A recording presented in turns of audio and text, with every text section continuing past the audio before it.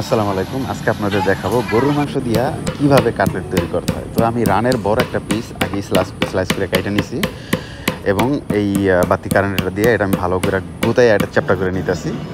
তারপরে এটা আমি দিব ফারিনার মধ্যে, আটার মধ্যে। আটাটা ভালো করে এমনভাবে করবো যাতে অতিরিক্ত আটা এটার সাথে লাগিয়ে না থাকে। তারপরে ডিমের ভিতরে চুবে তারপর আমি এটা ব্রেড ক্যামের মধ্যে দিব। ব্রেড ক্যামটা ভালো করে এমনভাবে চাইপা দিব যাতে ভিতরে কোনো হাওয়া না থাকে, বাতাস না থাকে, তাহলে এটা খুলে যাবে এটা।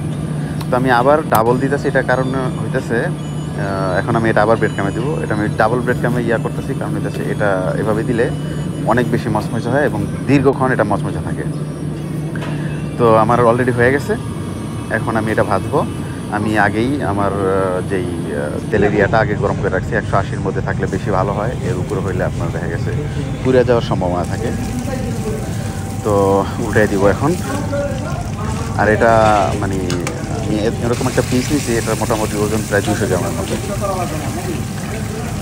তো অনেক বড়, আপনারা দেখতে আছেন।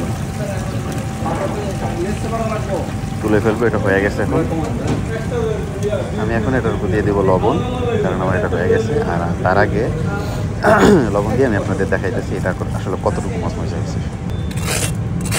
এবার শব্দটা শুনে অবশ্যই বুঝতে পারতেছেন যে এটা কীরকম মচমচে হয়েছে। প্রচুর মচমচে হয়েছে। আর এখন আমি এটা খাইয়া টেস্ট করবো। ওয়াও, অসাধারণ।